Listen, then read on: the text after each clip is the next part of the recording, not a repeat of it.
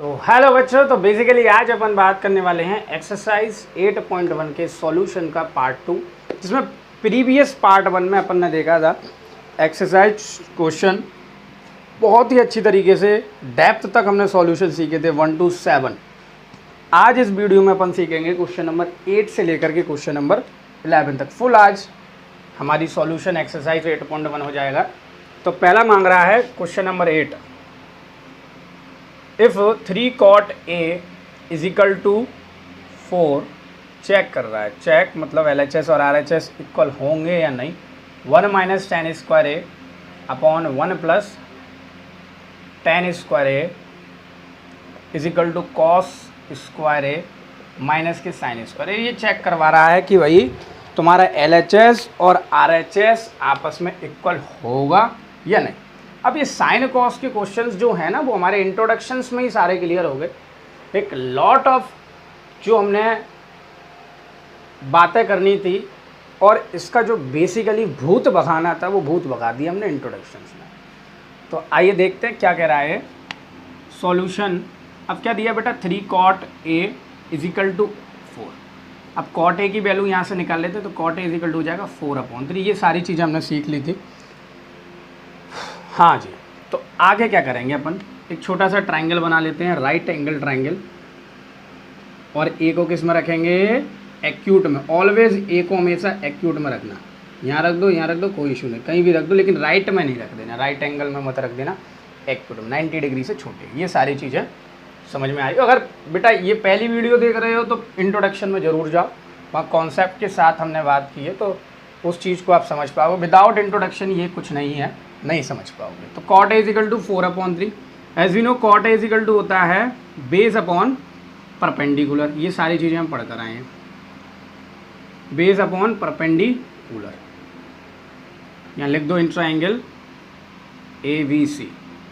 अब बेटा basically base कौन हो जाएगा तुम्हारा A डिसाइड करेगा परपेंडिकुलर कौन है, उसके सामने वाला। तो परपेंडिकुलर कौन हो गया, BC। और बेटा बेस कौन हो गया तुम्हारा, AB। बेस कौन हो गया बेटा, AB। और जो एंगल लिया है उसके सामने वाला क्या कहलाएगा, परपेंडिकुलर। और 90 डिग्री के सामने वाला क्या कहलाएगा, राइट एंगल कहलाएगा। इतनी चीज़ समझ में। 90 डिग्री के सामने वाला क्या कहलाएगा, hypotenuse, not right angle. Right angle के सामने वाला कहलाएगा हाइपोटेनस। और जो एंगल तुमने लिया है उसके सामने वाला क्या कहलाएगा, परपेंडिकुलर। बात समझ में आ गई। तो BC हमारा परपेंडिकुलर, AB हमारा क्या हो गया, बेस हो गया, और हाइपोटेनस AC हो गया। मैंने बताया था हाइपोटेनस चेंज नहीं होता है, लेकिन बेस और परपेंडिकुलर आपस में चेंज होते रहते हैं। तो cot A की वैल्यू हमारे सामने निकल के आई 4/3। किसके इक्वल हो जाएगा, AB equal to BC। Then AB is equal to कितना आ गया बेटा, 4 यूनिट्स। और BC इज इक्वल टू कितना आ गया बेटा, 3 यूनिट्स। अब पहले क्वेश्चन को सॉल्व करने के लिए अपन क्या करते हैं, किसकी वैल्यू निकाल लेते हैं, हाइपोटेनस की वैल्यू निकालें। तो इनमें और इनमें ज़रूरत पड़ेगी। तो किसका यूज़ करते हैं, बाई पाइथागोरस थ्योरम। ये सारी हम पढ़कर आए हैं और बेसिकली इंट्रोडक्शन में देखी थी ये सारी चीज़ें, पाइथागोरस थ्योरम। ठीक है ना, कोई इशू नहीं, इतनी चीज़ समझ में आ रही होगी, कोई दिक्कत वाली बात नहीं। तो लगाएंगे बेटा कौन से ट्रायंगल में, in triangle ABC, angle V is equal to 90 degree. Hypotenuse कौन हो गया, AC is equal to AB का whole square perpendicular plus base, या हाइपोटेनस परपेंडिकुलर का स्क्वायर प्लस बेस। ठीक है ना, या हाइपोटेनस का स्क्वायर, इन दोनों को इंटरचेंज कर सकते हैं। हाइपोटेनस यहाँ लिख सकते, वो बेस यहाँ लिख सकते हो, परपेंडिकुलर यहाँ लिख सकते हो, लेकिन हाइपोटेनस हमारी सामने रहेगी। तो बेटा बेसिकली क्या हो गया, AB कितना हो गया आपका, AB 4 का होल स्क्वायर प्लस 3 का होल स्क्वायर। इतनी चीज़ समझ में आ रही होगी। तो 4 का whole square is equal to AC square हो गया आपका 16 प्लस 9, और ये बेटा 25। अब 10th स्टैंडर्ड में तो आँखें बंद करके इसका आंसर बता दोगे 5 यूनिट्स, क्योंकि ये 10th स्टैंडर्ड में हो। तो ठीक है ना, बनना तो फिर दिक्कत है तुम्हें। ठीक है ना, स्क्वायर रूट याद करने पड़ेंगे, स्क्वायर्स याद करने पड़ेंगे। क्यूब रूट एटलीस्ट हमें 10 तक याद होनी चाहिए क्यूब, और स्क्वायर एटलीस्ट हमें 25 तक तो याद होनी चाहिए। ठीक है ना, बात समझ में आया। तो नेक्स्ट अब क्या करना है, अपन को पहले ये क्या लेंगे, LHS लेंगे। फिर क्या लेंगे RHS। तो टेकिंग LHS ले लेते हैं। साथ साथ बेटा उतारना मत, आपको मैंने पहले ही बताता हूँ, क्योंकि साथ साथ उतारोगे तो लिखनोगे ज़्यादा, समझोगे कम। अब 1 माइनस टेन स्क्वायर ये दिया है, 10 की वैल्यू जो होती है वो कॉट के रेसिप्रोकल में होती है, तो मैं लिख दूंगा 1 माइनस 10 की वैल्यू कितनी हो जाएगी, कॉट के रेसिप्रोकल। कॉट कितना है 4/3, तो 10 की वैल्यू हो जाएगी 3/4 का होल स्क्वायर। 1 माइनस 3/4 का होल स्क्वायर। काट मत देना, अलग अलग हैं, सॉल्व होंगे। कितना हो गया बेटा 1 माइनस 9, 4 का स्क्वायर 16, 1 प्लस 9/16। अब देखो इसका एलसीएम लेंगे तो 16 होता जाएगा, तो 16 माइनस 9/16। इसका एलसीएम लेंगे तो 16 होता जाएगा, 16 प्लस 9/16। 16 से 16 कट गया। कैसे कटा, ये होता ना A/V/C/D। क्या होता है, ए वाला जो होगा वो डी के साथ मल्टीप्लाई होगा, और वी वाला किससे मल्टीप्लाई होगा, सी के साथ। तो तब भी वी से डी कट रहे हैं और अब भी कटेंगे, तो डायरेक्ट काट देते हैं। तो 16 माइनस 9 करेंगे तो कितना आ जाएगा 7, और 16 प्लस 9 करेंगे तो 25, यानी कि हमारे LHS की वैल्यू आ गई बेटा 7/25। इतनी बात समझ गए होगे। तो नेक्स्ट हम देखेंगे इसका RHS। तो फटाफट से इसको अब उतार लो, या अब नहीं उतार रहे तो इसको पीछे करके उतार लेना। अब बेटा क्या मांग रहा है, कॉस स्क्वायर है माइनस साइन स्क्वायर है। तो कॉस सब में डाल दिया, सब में डाल दिया, दिक्कत हो जाएगी, सब में डाल दिया। चलो जी, टेकिंग RHS किसकी वैल्यू निकाल ली, कॉस स्क्वायर है माइनस साइन स्क्वायर। तो ये हमारा राइट एंगल ट्राइंगल था, ये गया, बी ये गया और सी ये गया। ए बी हमारा कितना था 4 यूनिट्स, और बी सी हमारा 3 यूनिट्स था, और ये बेटा ये कितना हो गया था हमारा 7 यूनिट्स आगे का। तो कॉस स्क्वायर निकालना है, तो कॉस स्क्वायर की वैल्यू होती है बेटा, कॉस मतलब बताया था मैंने, कॉस मतलब cos is equal to base upon hypotenuse. एक ट्रिक बताई थी पंडित बद्री प्रसाद, हर हर बोला सोना चांदी तोला, ये चीज़ बताई थी। तो cos is equal to base upon hypotenuse, और बेटा साइन ए हो गया हमारा परपेंडिकुलर अपॉन हाइपोटेनस। ओके जी, तो कॉस स्क्वायर बेटा कौन हो जाएगा, इसके सामने वाला परपेंडिकुलर BC हुआ, इतनी चीज़ समझ में आ रही होगी। तो BC का अपॉन हाइपोटेनस बेटा कौन है, AC। तो BC अपॉन AC का होल स्क्वायर माइनस, और बेसिकली साइन स्क्वायर क्या है, परपेंडिकुलर अपॉन, अरे गलत कर दिया यहाँ, बेस अपॉन हाइपोटेनस है, तो बेस बेटा AB है, तो यहाँ AB लगेगा। हाँ जी, चलो जी, कोई इशू नहीं, इतनी चीज़ समझ में आ रही होगी। अब यहाँ क्या है बेटा, बेसिकली परपेंडिकुलर अपॉन हाइपोटेनस, तो BC अपॉन AC, छोटी सी बात है, कोई बड़ी बात नहीं। तो AB का होल स्क्वायर बेटा क्या है, AB की वैल्यू 6, चलो डायरेक्ट मतलब 4, AC की वैल्यू 7, इतनी चीज़ समझ में आ रही होगी, माइनस। चलो जी, तो अब BC बेटा बेस कितना है 3, और नीचे कितना है 7। ओके, बात समझ में आया। हाइपोटेनस तो 5 आई थी ना इसकी, 5 आई थी, 5 आई थी, वो फिगर में डाल दिए तो दिक्कत हो गई। तो 4 का होल स्क्वायर 16, 5 का स्क्वायर 25, 3 का स्क्वायर 9/20। तो 16 माइनस 9 होता है 7/20। लो भाई LHS भी, तुम RHS भी कितना आ गया 7/25। तो बोल देंगे भाई LHS equal to RHS, then yes answer क्या लिख देंगे, यस।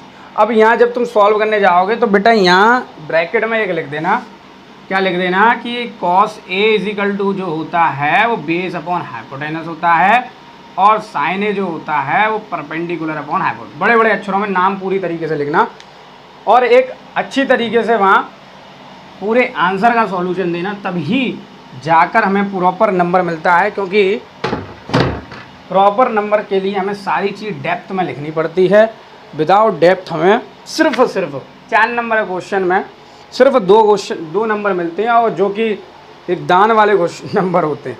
तो नेक्स्ट दिया है in a triangle ABC right angle triangle at B। तो देखो जरा, एक ट्राइंगल इन्होंने खुद बोला है, एक ट्राइंगल है ABC, बड़ा सा बना भाई ABC, कोई ट्राइंगल है B पर 90 बनना, खुद बोला है, मैं नहीं बोल रहा हूँ। tan A is equal to 1/√3 दिया, tan A is equal to 1/√3। अगर आप क्वेश्चनों को कर रहे होंगे तो tan A को बहुत इंपॉर्टेंस दी है NCERT ने, हर जगह टेन ए और कॉट ए के क्वेश्चन दिए और कहीं ना कहीं रिलेट उसको साइन ए से करवाया। तो इतनी चीज़ आप समझ पा रहे होगे। तो पहला उसने करवाया है sign A cos C plus cos A sine सी, ये चीज़ करवाई है।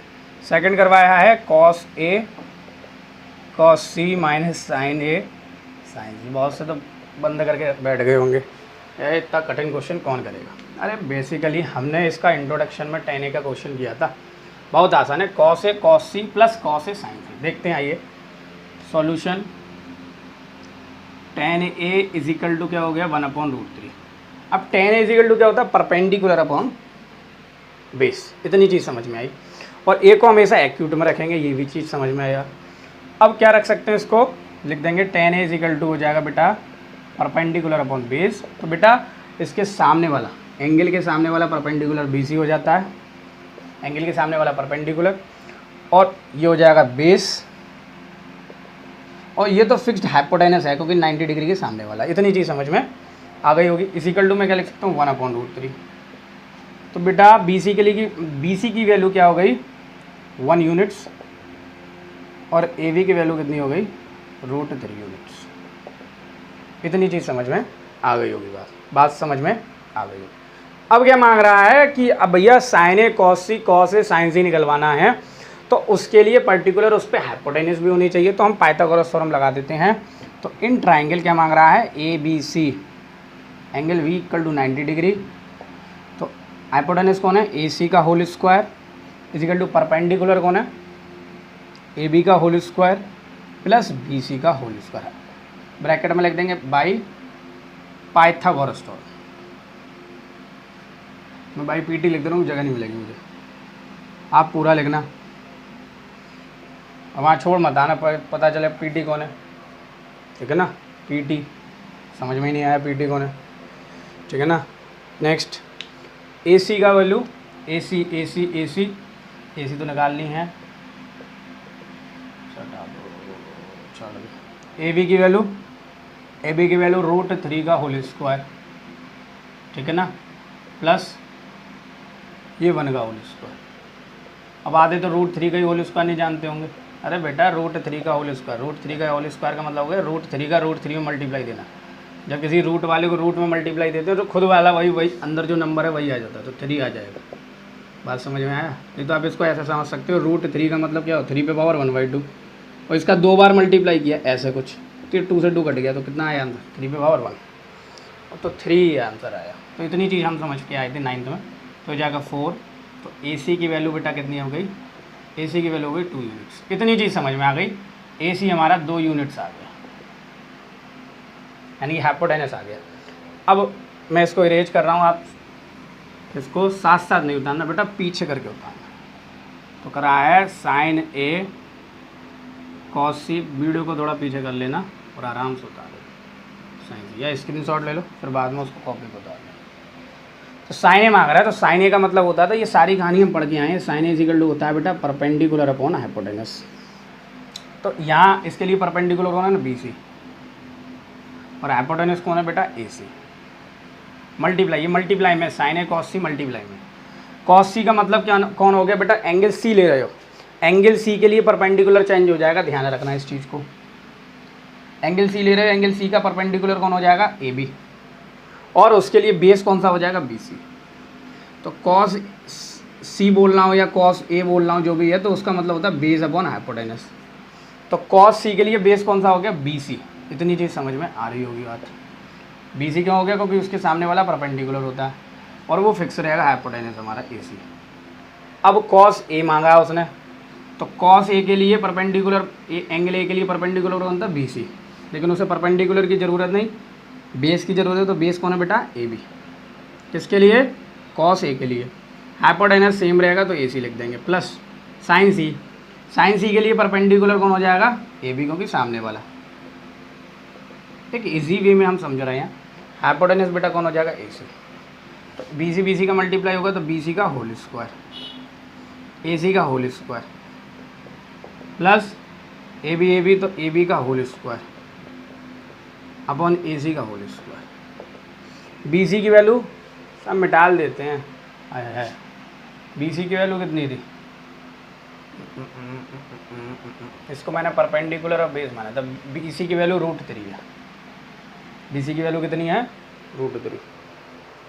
ठीक है, यहाँ शायद AB की, रुक जा 2 मिनट रुक जा, परपेंडिकुलर बेस, यहाँ परपेंडिकुलर था ना, यहाँ मैंने AB लिखा था प्लस BC का होल स्क्वायर, ऐसे तो लिखा था। AB की वैल्यू कितनी है? AB यहाँ से परपेंडिकुलर ये सामने हुआ, तो AB की वैल्यू जो आई मेरे सामने, यहाँ से निकाल लो ना, परेशान क्यों है।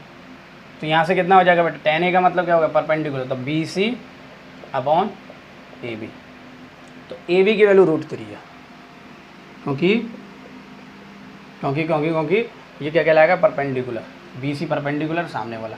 बात समझ आए? AB की वैल्यू कितनी है? √3। इतनी चीज़ समझना, अभी कोई दिक्कत नहीं। ठीक है जी, BC की वैल्यू कितनी है? BC की वैल्यू कितनी है? 1। BC की वैल्यू कितनी है? 1। गलत कर रहे हो क्या? इसके सामने वाला परपेंडिकुलर ही तो हुआ, तो BC मतलब चलो सही है। तो 1 का होल स्क्वायर प्लस AC की वैल्यू बेटा कितनी है? 2 का होल स्क्वायर प्लस AB की वैल्यू कितनी है? AB की वैल्यू का बेटा √3 का होल स्क्वायर अपॉन AC की वैल्यू बेटा कितनी है? 2 का होल स्क्वायर। तो कितना हो गया? 1 का स्क्वायर 1/4 प्लस ये कितना हो गया? 3/4। 3 + 1 नीचे आ जाएगा 4। 4 से 4 कैंसिल, आंसर इज 1। यही मांगा था, क्या करा था उसने? ठीक है, तो एक बार हम चेक कर लेते हैं इसका स्टैंडर्ड आंसर शीट से, क्योंकि 8.1 क्वेश्चन नंबर 9 सही है भैया। क्वेश्चन नंबर 9 का फर्स्ट आंसर इज 1। ठीक है ना। तो नेक्स्ट मांग रहा है cos A cos C। अब देखो, बिना टाइम खराब करे इसको क्या करो, पॉज करो वीडियो को और सेकंड वाला क्वेश्चन खुद करने की कोशिश करो। क्या मांग रहा है बेटा? cos A cos C minus sin A sin C। तो वीडियो को पॉज करो, खुद करने की कोशिश करो, खुद करने की। नहीं आता तब देखो इसको। cos A क्या होता है? चलो जी, cos A का मतलब, cos का मतलब क्या हो गया? Base upon hypotenuse. तो इसके सामने वाला कौन कहलाएगा? परपेंडिकुलर। तो बेस हमारा AB हो जाएगा। इस चीज़ को आप समझ पा रहे होगे, बेस हमारा AB हो गया और हाइपोटेनस कौन हो गया? AC। सब करने तो पहुँच नहीं गए, एक आध तो देखो। चलो जी, मल्टीप्लाई cos C के लिए सामने वाला परपेंडिकुलर, तो ये वाला नीचे वाला बेस हो जाएगा। बात समझ में आ रही होगी? ये वाला हाइपोटेनस। ठीक है ना। चलो जी, sin A मतलब sin A का मतलब परपेंडिकुलर अपन हाइपोटेनस। तो BC हो जाएगा परपेंडिकुलर, क्योंकि A के सामने वाला परपेंडिकुलर, ये हो जाएगा AC मल्टीप्लाई sin C। तो sin C के लिए ये परपेंडिकुलर हुआ, तो AB और हाइपोटेनस AC। तो अगर देख पा रहे होगे तो ये हो गया AB इंटू AC, और ये हो गया AB इंटू BC, ये हो गया AC का होल स्क्वायर माइनस ये हो गया BC into AB upon AC का होल स्क्वायर। अब बिना टाइम खराब करे ये दोनों इक्वल हैं, आंसर इज 0, बिना वैल्यू लगाए, क्योंकि AB BC भी बात एक ही। AC का होल स्क्वायर AC का, दोनों कैंसिल आउट हो गए, आंसर सॉल्व। आंसर कितना आया हमारा? 0। तो नेक्स्ट बेटा क्वेश्चन नंबर 10 को लगा लो इम्पोर्टेंट, पेपर के पॉइंट ऑफ व्यू से, इम्पोर्टेंट पॉइंट ऑफ व्यू से पेपर में यूँ ही पूछ लिया जाता है, यही क्वेश्चन। इसका एक हमशक्ल है एग्जाम्पल नंबर जो भी है, तो एग्जाम्पल नंबर भी है इसी का। तो बेटा क्वेश्चन नंबर 10 बोल रहा है फटाफट से, in triangle PQR right angle at Q। ठीक है जी, तो इसने नाम चेंज कर दिया, क्या बोल दिया है? PQR। तो PR प्लस QR, ये खुद बोल रहा है कि PR प्लस QR, यानी कि क्वेश्चन को थोड़ा डिफिकल्ट बना रहा है, कठिन बना रहा है। तो PQ बेटा कितना हो गया? 5 centimetre. Determine the value of sin P। sin P की वैल्यू निकालनी भैया, cos P की वैल्यू निकालनी, सबकी वैल्यू निकालनी।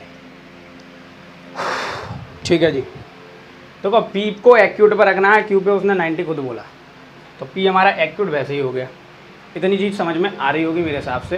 तो बेटा आ रही है तो इस चीज़ को और समझो, PR प्लस QR कितना दिया है? 25 सेंटीमीटर। ठीक है, यानी कि ये 90 डिग्री, तो ये हमारा हो जाएगा हाइपो, ये हमारा हो जाएगा अभी के लिए परपेंडिकुलर, फिर चेंज हो जाएगा। अभी हम आर को लेकर चलें, ये हमारा बेस हो जाएगा। पी वाला चेंज हो जाएगा परपेंडिकुलर अगर हम लेंगे तो। और बेटा पी क्यू की वैल्यू कितनी दी है उसने खुद बोली है 5 सेंटीमीटर। ठीक है जी। तो ऐसा करो, हम यहाँ पाइथागोरस थ्योरम लगाते हैं। क्या लगाते हैं? Pythagoras theorem. और यहाँ से वैल्यू निकाल लेते हैं पी आर की। तो पी आर की वैल्यू कितनी होगी? 25 माइनस क्यू आर। ठीक है। और पी क्यू की वैल्यू उसने दी है 5 सेंटीमीटर होल स्क्वायर में। कितनी हो गई पी आर की value? 25 minus Q R. Q R इधर चला गया माइनस में। तो लगाते हैं in triangle P Q R, angle Q is equal to 90 degree. तो हमारा हाइपोटेनस कौन है? P R. पी आर का whole square is equal to perpendicular, तो पी क्यू का whole square plus Q R का होल स्क्वायर। बेटा P R लिखना चाहो तो by P T Pythagoras theorem लिखना आप। तो यहाँ 25 माइनस क्यू आर का whole square is equal to P Q की वैल्यू दी है 5 का होल स्क्वायर और क्यू आर का होल स्क्वायर। तो ए माइनस बी का होल स्क्वायर कौन हो गया? तो बेटा फटाफट से बताओ, A square plus B square minus 2 है। सबसे ज़्यादा गलती क्या होती है? A square minus B square लिखाते हैं। तो हो जाएगा 25 का होल स्क्वायर, तो 25 का whole square plus Q R का होल स्क्वायर। अब आता -2, 2 into 25 into Q R is equal to 25 plus Q R. चलो जी 25 इसका रिश्तेदार मिल गया, कोई ना कोई तो मिल गया। तो 25 का स्क्वायर करेंगे तो ये 625 हो जाएगा प्लस। ठीक है जी। क्यू आर मुझे लग रहे हैं कटेंगे। ठीक है, कट जाएंगे, बिल्कुल इक्वल है, साइन भी सेम है। इक्वल है और इक्वल टू में है और साइन सेम है तो कट जाएंगे। ठीक है ना, साइन सेम है और क्यू आर बिल्कुल सेम है। तो बेटा बेसिकली ये हो गया -50 क्यू आर इक्वल टू 25। ठीक है, इधर गया ये 625 माइनस 50 इक्वल टू ये 25 क्यू आर उधर जाएगा, नहीं 25 माइनस होगा। देखो ज़रा, ये 25 इधर आएगा और ये 50 उधर जाएगा, 50 क्यू आर। क्योंकि 50 क्यू आर संग में क्यों जाएगा? क्योंकि मल्टीप्लाई में है क्यू आर के, इस वजह से। तो यहाँ से निकले 25 तो 600 हो गया, अरे 50 हो गया इंटू क्यू आर, मल्टीप्लाई लगा दो, ये 0 से 0 तो क्यू आर बेटा कितना हो गया? 12 सेंटीमीटर। क्यू आर कितना हो गया? 12 सेंटीमीटर। हो गया क्वेश्चन हमारा सॉल्व पूरा। क्यू आर 12 आ गया। जब क्यू आर 12 आ गया तो इसमें पुट कर दो, तो P R plus Q are की वैल्यू लगा दो 12 इक्वल टू 25। तो बेटा पी आर कितना आ गया? 25 में से 12 गए 13 सेंटीमीटर आ गया। हाइपो आ गया हमारा 13। मतलब पी क्यू तो ना पहले दिया था तो 5 आ गया। अब मिटालेंगे नहीं कुछ भी, इसको मिटालना है बस फटाफट। आपने इसको उतार लिया होगा। हमने क्या लगाया? Pythagoras theorem. पाइथागोरस थ्योरम लगाने के बाद हमने बड़ी वाली साइड को अलग कर दिया हाइपोटेनस को, और छोटी वाली साइड को मैग्नीट्यूड के पास लिया, जो मैग्नीट्यूड दिया था टोटल करके कितना दिया था? 25। दोनों का पाइथागोरस लगा दिया और सिंपली सॉल्व कर दिया। एक अब गलती यहाँ मत करना कि 50 हमें इधर ही रहने देते हैं, 50 सॉल्व कर देते हैं। 50 क्यू आर दोनों कैसे हैं? सिंपल मैं बताना चाहूँ, मल्टीप्लाई में तो वो डिवाइड में आएंगे, इतनी चीज़ समझे। तो साइन पी निकाल लेते हैं। साइन पी के लिए परपेंडिकुलर अब चेंज हो जाएंगे, ध्यान रखना इस चीज़ को। इसका मतलब होता है परपेंडिकुलर, पूरा लिखना बेटा, परपेंडिकुलर अपना हाइपो, मैं बस इतना ही लिख रहा हूँ। अब साइन पी के लिए परपेंडिकुलर हो जाएगा क्यू आर, और हाइपो तो बिल्कुल सेम रहेगा, तो हाइपो कौन है? P are. तो बेटा क्यू आर कितना है? 12, और यहाँ पी आर कितना है? 13। तो साइन पी की वैल्यू आ गई 12/13। इसमें मत लगाया ना यूनिट, रेशियोज हैं। कॉस पी का मतलब हुआ base upon hypotenuse, base upon hypotenuse. Base बेटा कौन है? बेस पी के लिए बेस हो गया पी क्यू, और हाइपोटेनस सेम रहेगा पी आर। तो बेटा पी क्यू कितना? 5/13। इतनी चीज़ समझ में आ गई। अब बचा टेन पी होता है बेटा परपेंडिकुलर अपॉन बेस। परपेंडिकुलर तो बेटा कौन हुआ? Q R. बेस कौन हुआ? P Q. तो कितना हो गया? 12/5। तो मेरे हिसाब से एक इजी क्वेश्चन था, और पॉइंट ऑफ व्यू एग्जाम के इंपॉर्टेंट पॉइंट ऑफ व्यू से बहुत इंपॉर्टेंट है। तो नेक्स्ट देखते हैं इसके कुछ आज ट्रू फॉल्स भी दिए हैं, तो ये देख लेते हैं फटाफट से। इसको पहले उतारो तब अपन देखेंगे true false. Question number 11, state whether the following are true और फॉल्स, जस्टिफाई योर आंसर। पहला कह रहा है the value of 10a is always less than 1। ये कह रहा है कि जो 10a की वैल्यू होगी वो 1 से हमेशा छोटी आएगी। पिछले क्वेश्चन में ही देखा था कि 10a की वैल्यू है वो 12/5 आई थी। तो देखते हैं कैसे सॉल्व करेंगे इसको। तो क्वेश्चन कह रहा है 10a is always less than 1। देखो क्या है 10a की वैल्यू, 10a होता क्या है, 10a होता है परपेंडिकुलर अपॉन बेस। कोई भी वैल्यू अगर 1 से छोटी है तो हम दो फ्रैक्शन पढ़ के आए हैं, प्रॉपर और इम्प्रॉपर फ्रैक्शन। आधे से ज़्यादा कंफ्यूज रहते हैं प्रॉपर और इम्प्रॉपर होता है क्या। प्रॉपर होता है जिसका न्यूमरेटर और डिनोमिनेटर, जो डिनोमिनेटर हो वो कैसा हो, बिगर हो, बड़ा हो। जैसे एग्जांपल दिया मैंने 3/4। और इम्प्रॉपर फ्रैक्शन क्या होता है, जिसका न्यूमरेटर बड़ा हो डिनोमिनेटर से। तो एग्जांपल अगर मैंने दिया 4/3। तो प्रॉपर फ्रैक्शन की जो वैल्यूज़ होती थी वो लाइज करती थी 0 और 1 के बीच में। इसकी वैल्यू लाइज करती थी 1 से आगे। तो इससे हमें ये पता चल गया कि अगर बेटा इफ़ बेस इज, मतलब denominator, base is greater than perpendicular, so 10p is less than 1। जब बेस कैसा होगा बेटा, कम होगा। बेस कैसा होगा, कम नहीं, बेस कैसा होगा बेटा, ज़्यादा, ग्रेटर होगा। इस वाला केस प्रॉपर फ्रैक्शन में। और जो परपेंडिकुलर होगा वो छोटा होगा। जैसे एग्जांपल दिया 5/12। तो इस केस में 10 की वैल्यू 1 से छोटी आएगी। सेकंड केस है कि अगर बेस अगर परपेंडिकुलर बड़ा हो जाए, if perpendicular is greater than base. तो इस केस में अगर मैं इस केस में लिखना चाहूँ तो लिख दो बेस परपेंडिकुलर से बड़ा। इस केस में परपेंडिकुलर किससे बड़ा, बेस से। तो 10a की वैल्यू जो होगी बेटा वो ग्रेटर, बड़ी, लार्जर या ग्रेटर देन 1 होगी। ये क्वेश्चन कह रहा है इस केस में कि जब परपेंडिकुलर न्यूमरेटर बड़ा होगा किससे, डिनोमिनेटर से, तो उस केस में जो वैल्यू होगी 10a की वो 1 से बड़ी होगी। तो ये ऑलवेज नहीं होगा लेस देन 1, फॉल्स आएगा इसका आंसर। कब होगा, जब बेस जो होगा वो कैसा होगा, बड़ा होगा। तो नेक्स्ट क्वेश्चन मांग रहा है, तो इसका आंसर बेटा क्या हो जाएगा, फॉल्स हो जाएगा। तो नेक्स्ट कह रहा है sec a = 12/5 for some value of angle a। तो बेसिकली sec a को हमने देखा था, sec a जो होता है उसका किसका उल्टा होता था, ये sec a हमारा उल्टा होता था cos का। cos का उल्टा होता था, cos हमारा होता था, cos = होता है बेस अपॉन हाइपोटेनस। कोई sec a का फुल नाम बता सकता है, कमेंट सेक्शन में भी कमेंट करो। cos और sec a का फुल नाम जो मैंने इंट्रोडक्शन में बताया था, sec a = 12/5 है। और बेटा cos a का उल्टा जो होता था वो sec a होता था। sec a का उल्टा कौन हो जाएगा, हाइपोटेनस अपॉन बेस। इतनी चीज़ समझ में आई। तो हम कह सकते हैं कि हाइपोटेनस तो हमेशा लार्जेस्ट साइड होती है। तो इस केस में हम आंसर इसका क्या रखेंगे, ट्रू। क्यों रखेंगे, क्योंकि रीज़न लिखेंगे आपका,